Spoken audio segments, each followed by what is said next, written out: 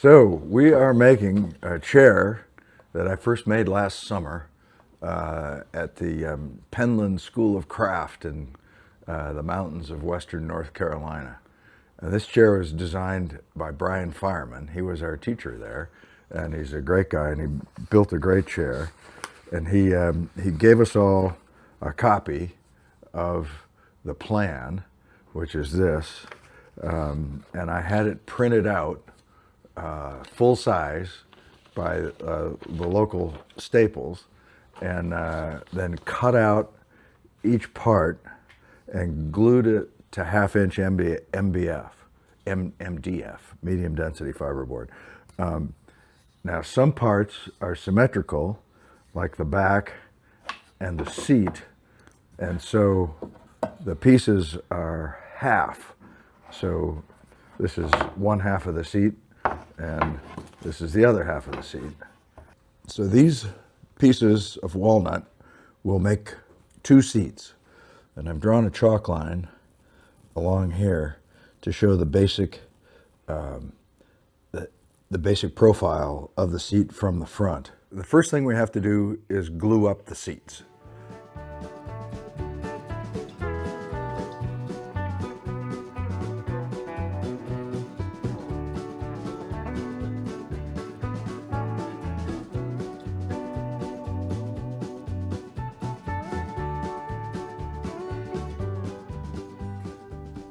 So now we've got a pretty good approximation of what that dish is going to be across the seat. So we will chalk this up around this way.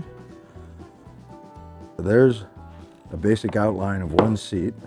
Now we know that we can put dominoes here and here and here and here and not run into the edges. Marking walnut for cuts, use a red ballpoint pen.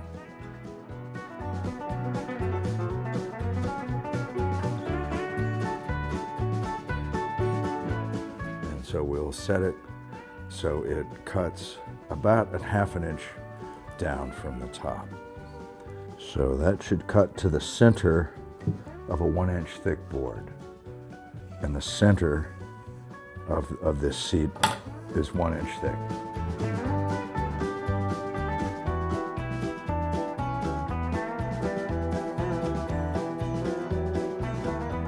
It would probably be worth it to pay Festool to make these.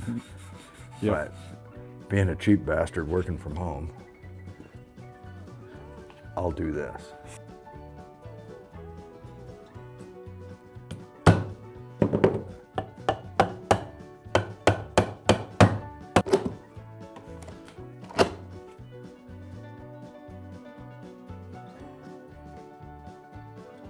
And here's our first glued up seat, and now we will do the second one. Now we're gonna cut these at an angle and glue them up for the seat back. So this is gonna be a seat back, and obviously this board's got some junk. Now the shape of the seat is such that we can cut that out, but we can also just minimize it by moving down to this end because it's cut a couple inches longer than it needs to be.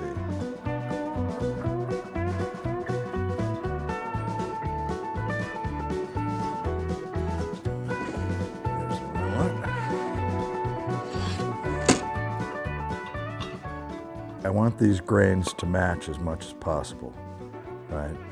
And so I want to make sure that I cut from the same edge at the same angle.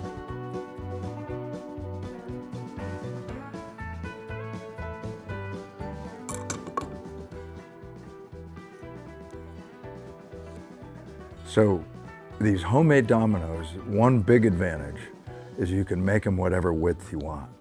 The domino machine has 3 settings for tight, medium, and loosey-goosey. If you set it on the loose setting, you can still have a tight fit if you make your own dominoes.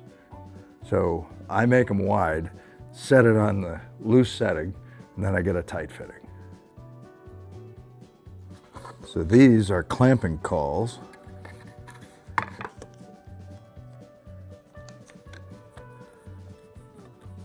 Between the bottom of these cauls it goes just about right through the center of that joint.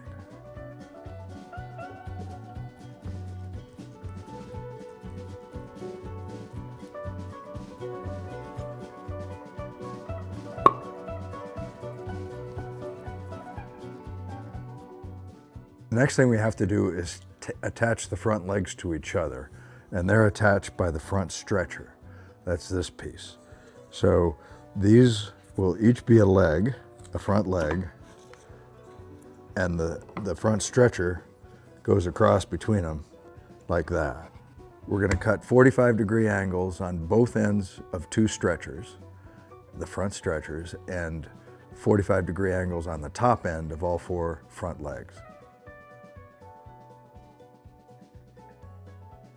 We're going to make some smaller standard-sized dominoes for the leg joints that have two.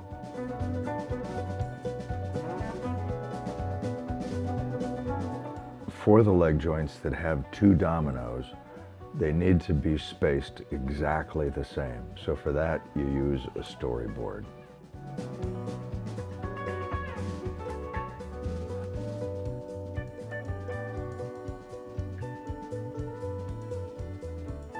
We've cut the joinery while things were still square, and now we're about to make things not square. We'll use this as a gluing caul, and once it's glued together with the front stretcher all the way across, then we'll cut those off.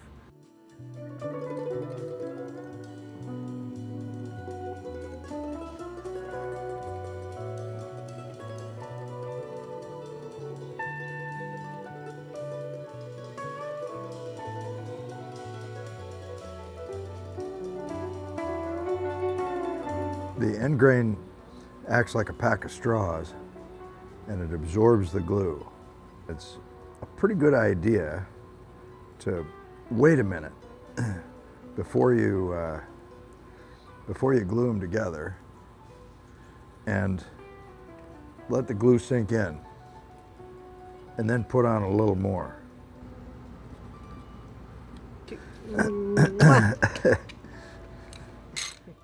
All right, well, the glue dries on the first front leg assembly before we glue up the second one. It takes about a half an hour for the glue to set. We're gonna cut the profiles of the rear legs on the bandsaw. But first, we should cut the mortises while the legs are still square.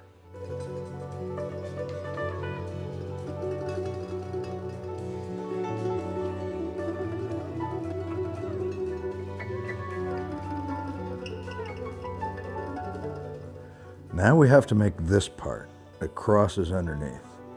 After much deep cogitation, we have determined that this angle is 36 degrees, and we're going to begin to cut a lap joint .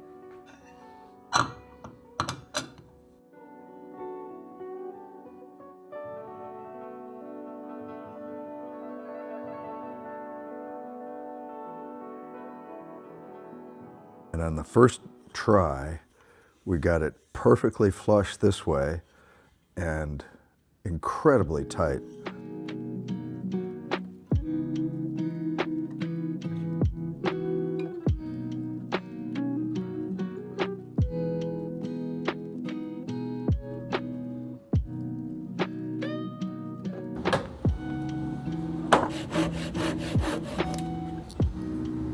Now we're going to cut the front mortises for the side stretchers. They're cut perpendicular to the cut surface, but not to the length of the stretcher.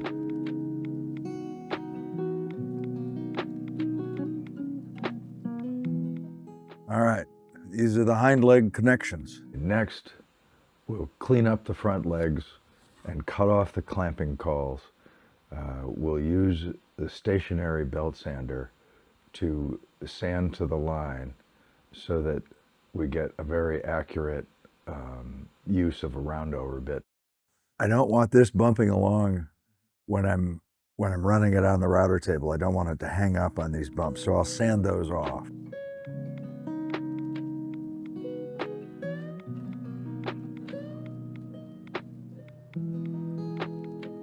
So, got this cross stretchers all fit.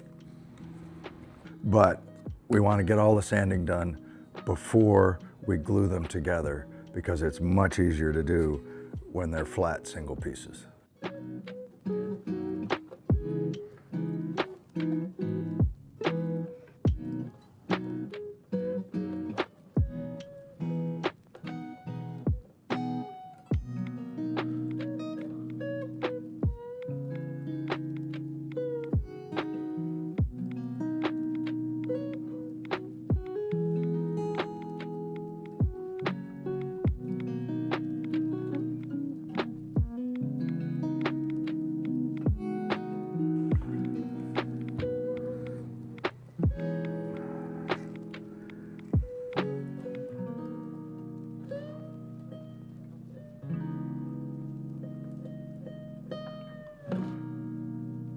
Little edge right here is the center line, and that's exactly 1 centimeter from the base plate.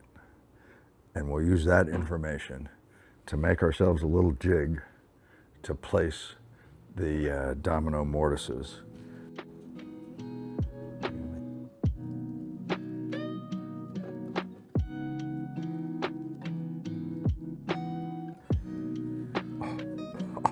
Oh, that's so sweet.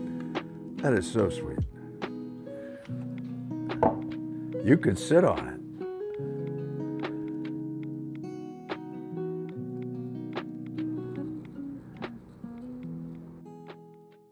So on the rear legs, we'll do a pretty heavy round over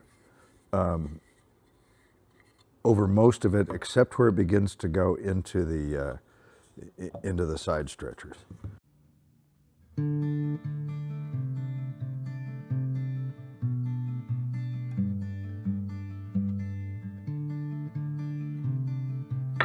On the front of the front legs, we'll do a heavy round over all the way around, and on the back, we'll keep it pretty well square to the edges.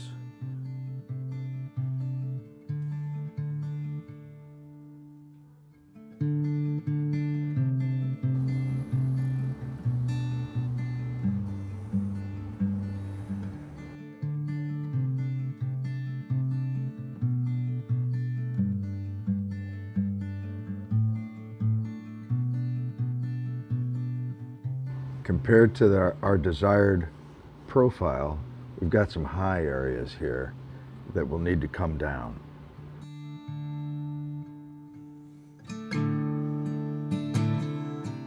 All right, next we're going to move the operations outside to use a grinder with a carving disc on it, which is real aggressive and makes a ton of shavings and sawdust, and there's no way to collect it. So we're moving outside so we don't make a perfect mess of everything in here. So we're going to start by forming this front edge with the Arbortech grinder. We'll go to sandpaper after that.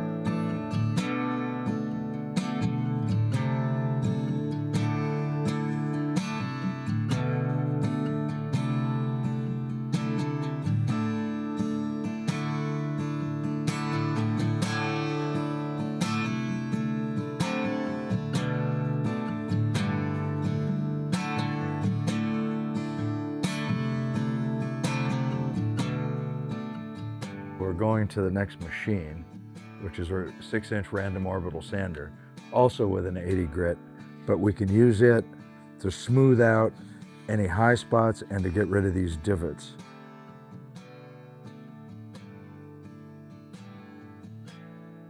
This is the red line that we're headed for. This was a divot that was an accident, but you'll never notice it when we're done.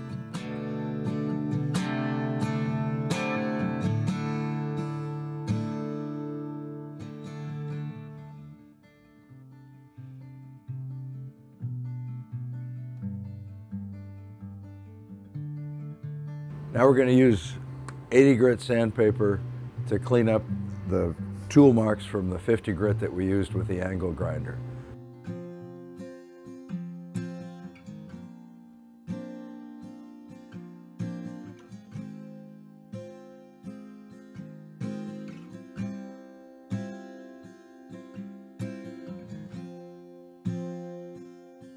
This is a Hovarder vise. It's made by a guy named Len Hovarder, who lives down in Brighton, Michigan, and works in a machine shop in his backyard that he made himself. And it is just a genius vise. It slides on a keyway in here, and so you just close it on your work like that, give it a quarter turn, and it's solid. To attach the seat to the back legs, they'll go at the top of this end that we haven't finished shaping yet, because we'll shape that into the seat back. And they'll be attached with just 2 dowels, so they got to be hefty ones. Okay, let's glue up a chair frame. These will go in here with a couple of dominoes, a couple more dominoes there, and then we can start blending these joints.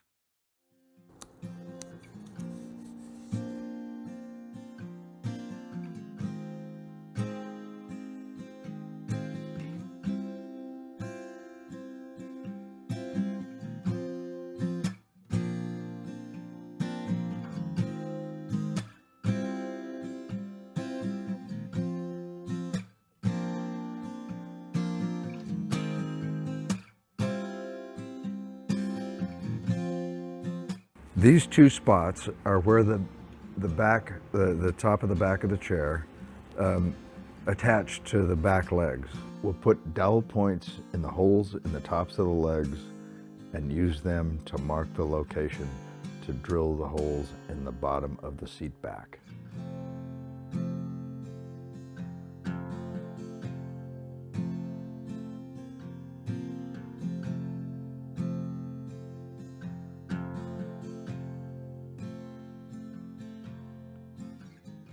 With the side profile of the seat cut out, we took the pieces that we sawed off and double stick taped them back into place so that we've got a nice square surface. And now we have to bandsaw along this line through the whole thickness. So we just changed blades on the bandsaw to a resaw blade and tightened it up so we don't get drift.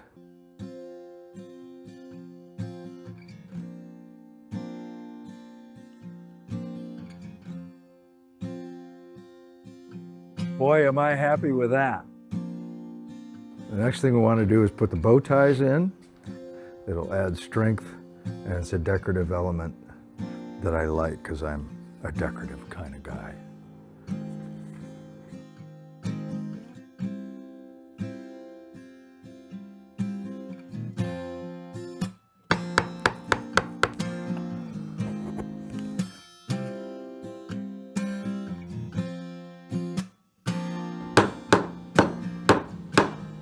This is a die grinder with a fine cut-saw head on it, and it is the perfect thing for getting shaping into these fairly tight corners here.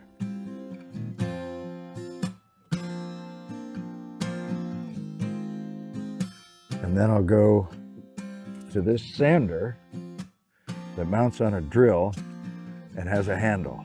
And it's incredibly good for getting into tight places.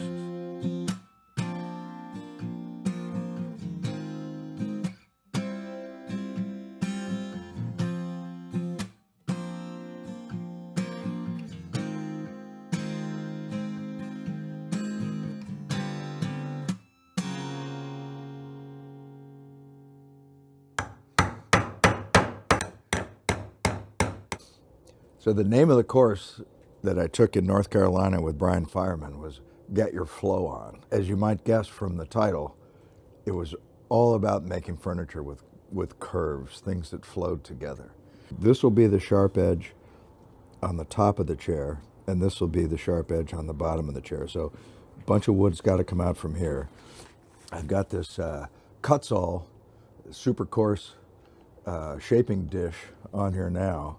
I'm going to try that and see how fast I can remove material with that to get down to that line on this side.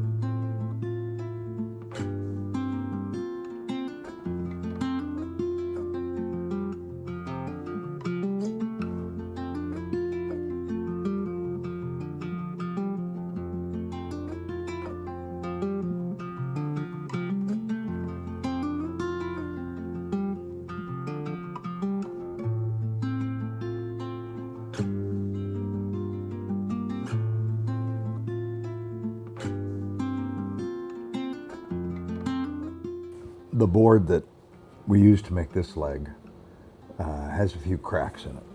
So I've mixed up some 5-minute epoxy and added some cherry sawdust. And I'm just pressing it into those cracks.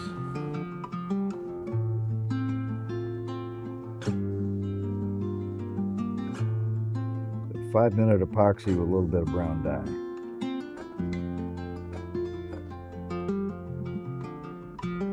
So today we're going to try to get to final sanding and a coat of finish. But first we got to take care of an error. We've got some exposed dominoes. One of them had a little gap that I had to put some epoxy in. So I got to get these down to 220 grits or finish sanding. Then I'll put a little stain on those spots, see if I can blend it in so it doesn't show. And then we'll move on with 120 and 220 on the whole thing and get finish on all of it.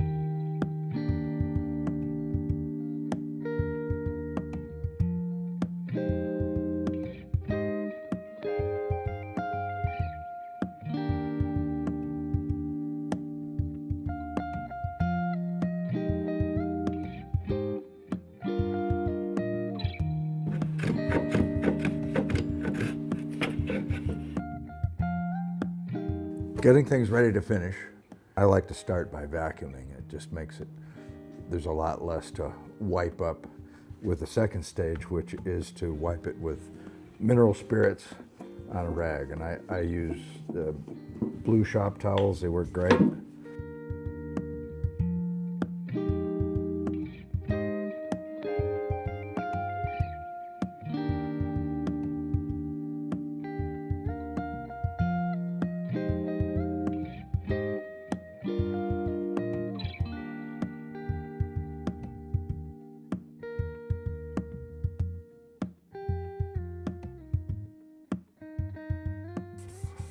So this is Osmo. It's called a hard wax oil. It's a mixture of oils and waxes. And it's incredibly easy to use, and it gives a beautiful finish that sinks into the wood. Gives it a deep luster that you just can't get with polyurethane, which is a film that sits on top.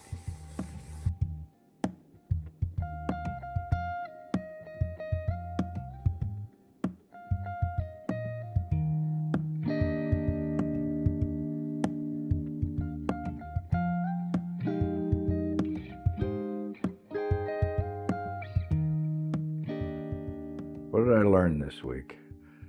That the butterfly inlay should be put in after you've done some of the shaping of the seat.